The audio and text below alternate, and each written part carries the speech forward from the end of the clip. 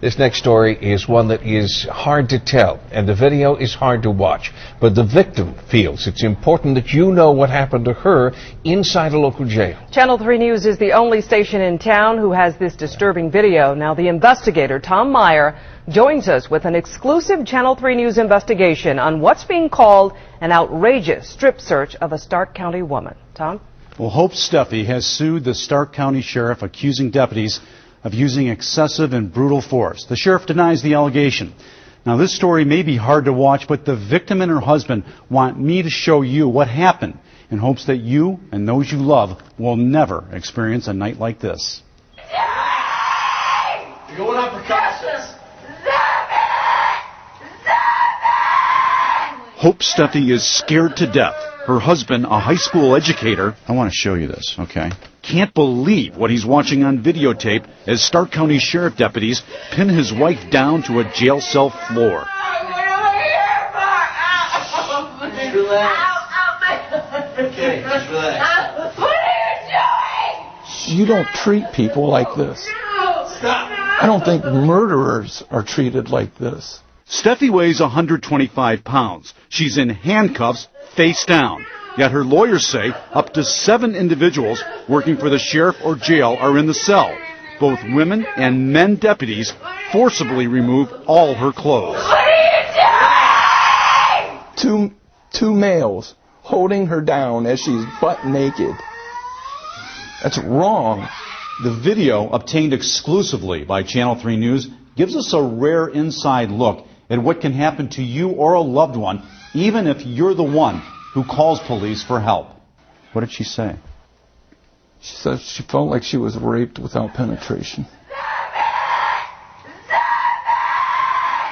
Back to this disturbing video in a moment. First, how did Steffi wind up in the sheriff's custody?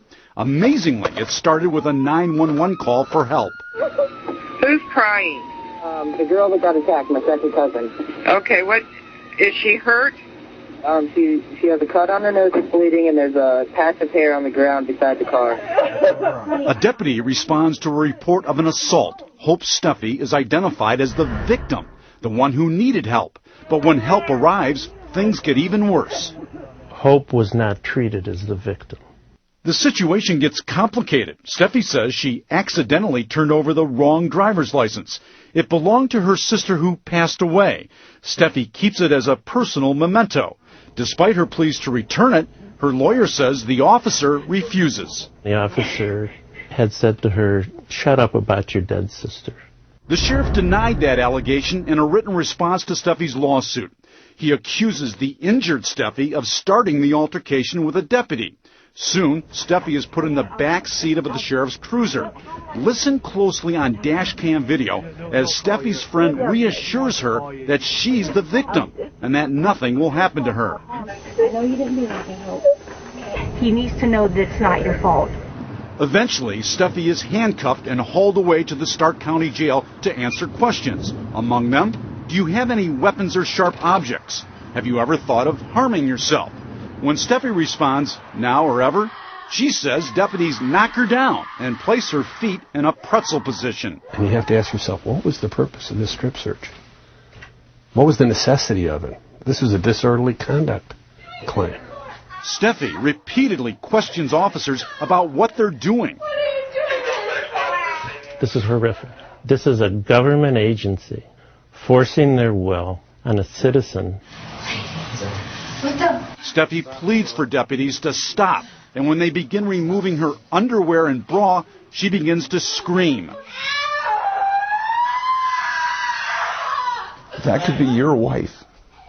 That could be anybody's wife. For the next 6 hours, Steffi was left in a cell completely naked, without even a blanket to cover herself, and the sheriff admits it.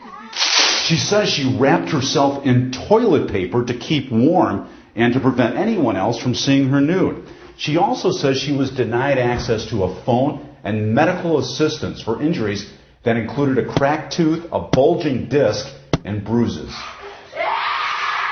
The sheriff again denies the allegation. Lawyers for Steffi say the video speaks for itself. The force used was completely unwarranted. Her lawyers say this is a strip search, and the sheriff's own policy says Officers conducting the search must be of the same sex. Clearly, in this case, men played a key role. The last two individuals to leave that cell with her completely naked were both men. What would any woman fear? Eventually, Steffi was told she was being charged with disorderly conduct and resisting arrest. When they took her to booking, her husband says they forced her to wear nothing but a weighted vest like this. Tomorrow night at 11, new exclusive video and questions about whether all jailhouse video was released. Tim? You're certainly right, Tom. It's hard to watch and hard to listen to. Have you heard from the Stark County Sheriff about all this? I have. Just this afternoon, he emailed me. He says he'll do most of his talking in court, but he did say they stripped Steffi of all her clothes for her own safety. He admits they forcibly removed her clothes because she refused to remove them voluntarily. Now, her husband says that's just not true. He says deputies stripped her without asking a single question. All right, Tom. Thank you. More on this tomorrow, Tom. Thank you. Tom.